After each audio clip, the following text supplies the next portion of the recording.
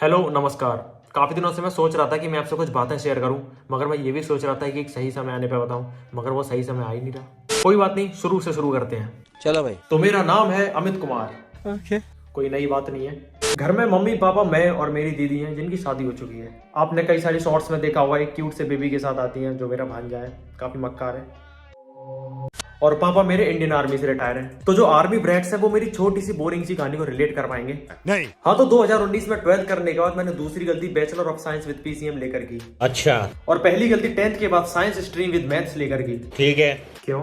क्योंकि मैथ्स मेरा वीक था। मुद्दे की बात करूं तो मैं एक एवरेज स्टूडेंट था। चलो जो हुआ सो हुआ, सबको मारो गोली। अब पापा मेरे आर्मी में थे तो मुझे डिफेंस के अलावा कोई और चीज में ज्यादा आइडिया नहीं था, और पापा ने मुझे काफी अच्छे स्कूल में एजुकेशन प्रोवाइड करवाई। पापा मेरे इंडियन आर्मी में एज अ सोल्जर थे, तो वो तो नहीं चाहते थे कि मैं आर्मी को एज अ सोल्जर ज्वाइन करूं, तो उन्होंने मेरे अंदर शुरू से ही आर्मी ऑफिसर के लिए जोश भर दिया था। तो मैंने भी ज्यादा दिमाग ना लगा के एनडीए की प्रिपरेशन स्टार्ट कर दी, जो मोस्टली मेरी तरह आर्मी ब्रेड यही करते हैं। मगर सबकी अपनी अपनी कैपेबिलिटीज होती हैं। जो एक अटेम्प्ट देने के बाद मुझे तो मेरी कैपेबिलिटी दिख गई थी और मैं क्लियर हो गया था कि एनडीए मेरे बस की बात नहीं है। तो क्या हो गया, एयरफोर्स नेवी ये कब काम आएंगे, तो फिर मैं इनके एग्जाम की तैयारी करने लग गया। मगर कूल बनने के चक्कर में मैं टेक्निकल साइड का पेपर देता था, जैसे एयरफोर्स एक्स ग्रुप वगैरह, जिसमें 11th-12th का सिलेबस आता है, मैथ्स आती है जिसमें, और मैथ्स मेरी वीक है, तो मैं थोड़े क्या मतलब 2 या 3 नंबर से 2 बार रह गया था मैं। चल झूठा। सेम नेवी SSR AA इसका पेपर दिया और इसमें भी रह गया मैं। मगर फिर मुझे बेरोजगारी का डर सताने लग गया, क्योंकि बैचलर डिग्री भी मैं प्राइवेट कर रहा था in the sake of government job preparation. देसी यूपी वाले हैं ना, जब तक सरकारी नौकरी नहीं होगी कोई इज्जत नहीं करेगा। मगर उस इज्जत को पाने के लिए मैं अपनी इज्जत को अपनी नजरों में गिराता जा रहा। मगर जैसे जैसे समय निकलता जा रहा मुझे होश आता जा रहा कि यार नौकरी तो जरूरी होती है। मतलब समय ज़्यादा भी नहीं निकला था, 12th के बाद 1.5 साल निकले थे, तो मैं फिर आर्मी की तैयारी करने लग गया और सुबह शाम दौड़ लगाने लग गया। शाबाश। इस बात को थोड़ा सा काट के मैं एक चीज़ बताता हूँ कि मेरे पापा ताऊ चाचा ये सभी 6 भाई हैं, और इन सब में बहुत ज़्यादा लगाव है, बहुत ज़्यादा एकता है, बहुत ज़्यादा प्यार है, एज अ रामायण।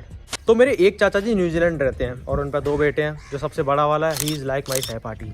और हमारी फैमिली में हम कजिन्स ही एक दूसरे के बेस्ट फ्रेंड है, और ये बहुत बड़ा प्लस पॉइंट है। तो मेरी फैमिली में मेरा सबसे बड़ा जिगरी मेरे चाचा जी का बेटा अश्वनी है। एक तरह से मुझे मोटिवेट करता रहता था। वो मुझे बहुत ज़्यादा फोर्स करता था कि यहीं आ जा, न्यूजीलैंड आ जा, यहीं पर कुछ करेंगे दोनों भाई। मगर मैं उसकी बात टाल देता था। चल झूठा। मगर धीरे धीरे वो मुझे वहाँ के सपने दिखाता गया और मेरा मन बहकता गया, क्योंकि मुझसे यहाँ पे एक भी एग्जाम क्लियर नहीं हो रहा था। ओके। तो बहुत सारी खोजबीन करने के बाद मैंने स्टूडेंट वीजा पे न्यूजीलैंड जाने की सोची। मगर वहाँ कॉलेज में एडमिशन लेने के लिए आइल्स का एग्जाम देना पड़ता है, और अंग्रेजी इतनी भी बुरी नहीं है। वहाँ जाने के लिए मेरे अंदर इतना जोश भर गया कि 1 महीने में घर पर प्रिपरेशन करके मैंने आइल्स का एग्जाम दिया, क्लियर हो गया। कॉलेज में एडमिशन के लिए फाइल भी लगा दी। सब कुछ मुझे सॉर्ट आउट लग रहा था। सोच रहा था मस्त न्यूजीलैंड जाऊंगा, वहीं कमाऊंगा। मगर इसी बीच मेरी किस्मत एंटर करती है बड़े बड़े जूते पहनकर, जो मेरी छाती पर लात मारती है। कैसे? कोविड-19 पेंडेमिक आ गया था, सारी फ्लाइट्स बंद हो गई थी, सारी वीजा ऑफिस क्लोज हो गई थी, सारे देश, पूरी दुनिया खत्म। हाँ जी, खत्म नहीं मतलब बंद हो गई थी। मैंने कुछ महीने वेट किया, लेकिन वेट करने का कोई फायदा हुआ नहीं, तो मैं फिर यहीं पे गवर्नमेंट एग्जाम्स की तैयारी करने लग गया फिर से। अब कोविड की वजह से बहुत सारे एग्जाम्स तो यहाँ पे भी नहीं हो रहे थे, पर कोई नहीं, मैं SSC की तैयारी करने लग गया। और SSC का तो मुझे यही नहीं पता चल रहा था कि सिलेबस कहाँ से स्टार्ट हो रहा है, कहाँ खत्म हो रहा है। सच बताऊं तो मैं एक एवरेज हूँ। मैंने सिलेबस भी खत्म किया, घर पे ऑनलाइन क्लासेस वगैरह भी ली, लेकिन फिर स्पीड नहीं आ रही, क्योंकि एग्जाम में तो स्पीड चाहिए। बात तो सही है। और सच बताऊं तो मैं एक भी एग्जाम क्लियर नहीं कर पा रहा, और मेरी कुछ समझ में नहीं आ रहा। अच्छा। बैचलर डिग्री मेरी इतनी रेलेवेंट नहीं कि मुझे प्लेसमेंट मिल जाए, और मिडिल क्लास बंदों के साथ तो ये होता है कि जल्दी से जल्दी इनकम का सोर्स स्टार्ट हो। मगर जैसा कि मैंने बोला था कि मेरी फैमिली में एकता और प्यार बहुत है, मतलब बहुत ज्यादा अच्छी फैमिली है मेरी, काफी ज्यादा सपोर्ट करते हैं एक दूसरे को। तो इसी बीच जो मेरा जिगरी भाई है अश्वनी, उसने मुझे सजेशन दिया था कि यार तू यूट्यूब क्यों नहीं देखता, मतलब यूट्यूब भी एक इनकम का सोर्स ही है आज के टाइम पे। तो मैंने उसे क्लियरली बोला कि देख भाई, यूट्यूब मेरे बस की बात नहीं है। मगर वो मुझे डेली फोर्स करने लग गया, डेली सपने दिखाने लगा कि देख ये बंदा कैसे था, कहाँ से कहाँ पहुँच गया, और मतलब काफ़ी सही है यूट्यूब वगैरह। तो इसी बीच उसने मुझे iPhone 12 गिफ्ट किया, जिसे देखकर मैं भयंकर तरीके से हिल गया। अब उसने मुझे इतनी महंगी चीज़ दिला दी जिससे मुझे जेब में से बाहर निकालने में भी शर्म आती थी। तो फिर मैंने ऐसे कुछ ज़्यादा ना सोच के यूट्यूब पे चैनल क्रिएट किया, जिसका नाम है प्यारे पॉइंट। तो उस पर मैं एंटरटेनिंग वीडियोस बनाता रहा, और साथ ही साथ मैं एग्जाम्स की तैयारी भी करता रहा। चल झूठा। 1 साल हो गई, मगर मैं उस पर सिर्फ 3000 सब्सक्राइबर से गेन कर पाया। मैंने उस पर बड़ी वीडियो भी डाली, मतलब बढ़िया है ऐसे तो मेरे हिसाब से। बट कोई नहीं, इसके बीच मुझे गुड न्यूज़ मिली कि वीजा ऑफिसेस ओपन हो गए हैं और मैं न्यूजीलैंड के लिए वीजा अप्लाई कर सकता हूँ। तो मैंने पूरी शिद्दत के साथ वीजा अप्लाई किया। ऐसे टाइम लगता है एक वीजा फाइल सेट करने में, कोई दिक्कत नहीं, मगर परिणाम मुझे कुछ उसका ऐसा मिला, मेरा वीजा रिजेक्ट हो गया। अब इतने सारे फेलियर्स को देखता रहा था, तो कोई नहीं, एक और सही, आदत तो हो ही गई थी, मगर ऐसे देखा भी नहीं जाता। सही बात है। तो मैंने फिर से वीजा अप्लाई किया एक अच्छे एजेंट के थ्रू, जिन्होंने काफी हद तक गारंटी ली थी कि हम लगवा देंगे। तो मुझे भी थोड़ा यकीन हो गया था कि इस बार तो वीजा लग ही जाएगा। और मुझे ना ऐसे मूवमेंट्स क्रिएट करने की एक बहुत ही गंदी सी आदत है। मुझे ऐसा लगता है कि मुझे हर चीज याद रहनी चाहिए, मेरे अच्छे बुरे जो भी मूवमेंट्स है सब, मगर ऐसा पॉसिबल तो है नहीं, मैं हर चीज याद रख नहीं सकता। तो मेरे पास ना एक छोटी सी डायरी थी जिसमें मैं डेट डाल के ऐसे अपने अच्छे बुरे मूवमेंट्स नोट कर लिया करता था। डेली नहीं करता था, मतलब जो मुझे लगते थे कि हाँ ये नोट करने चाहिए, ये याद रखने चाहिए।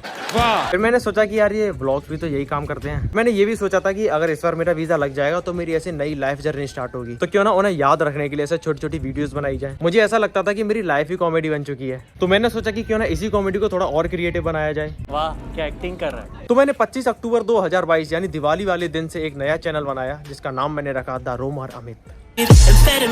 और मैं तब से इस पर कंटिन्यू डेली मिनी ब्लॉग्स डालने लग गया और 45 दिन बाद मेरे 1000 सब्सक्राइबर्स कंप्लीट हुए। और तब से फिर आप सब लोग देखते ही आ रहे हो। और सच बताऊं तो अभी तक मेरा वीजा भी नहीं आया है, जो मैंने दोबारा अप्लाई किया था। तो अगर मैं बात करूं ठीक ठाक बंदे की, तो उसका नाम है शिवांशु और वो मेरे सबसे छोटे वाले चाचा जी का बेटा है।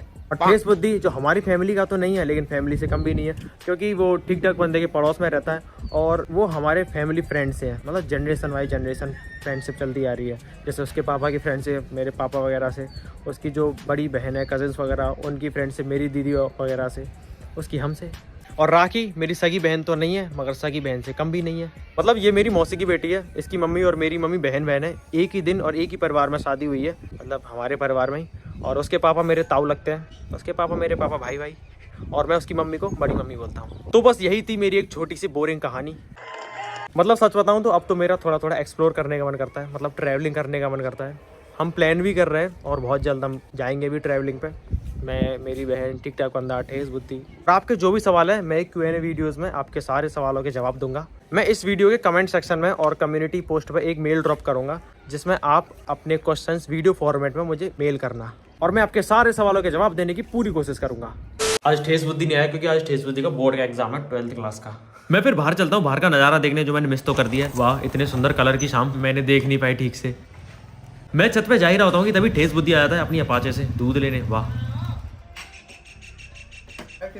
ऐसे आए ऐसा पेपर का वो गयो नहीं हुआ। क्या का पेपर आज? हिंदी का। तो कैसा हो? एकदम बढ़िया। कौन ने कहा? सुनो, तो ये अच्छी बात है कि हमारे ठेस बुद्धि का पेपर बहुत ज़्यादा अच्छा गया है। पास तो जाएगा ना, पास हो जाएगा। जल्दी से छत पे जाके मैं सनसेट देखने आता हूँ, मगर मिस कर दिया मैंने आज का। गुलाबी गुलाबी बादल हो रहे हैं।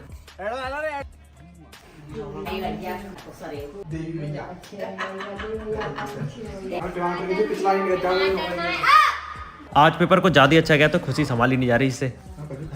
जी कहाँ लाइए ये चोटी हैं?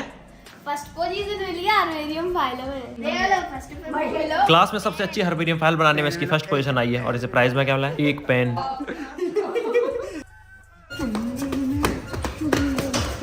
इतना अच्छा पेपर गया कि पता नहीं यार सो पाएगा कि नहीं। तो ये कोई व्लॉग नहीं था, तो बहुत जल्द हम आपके लिए तड़कता फड़कता सा व्लॉग लेकर आएंगे, जहां हम अपने शहर आगरा की एक ऑफ बीट प्लेस को विजिट करेंगे।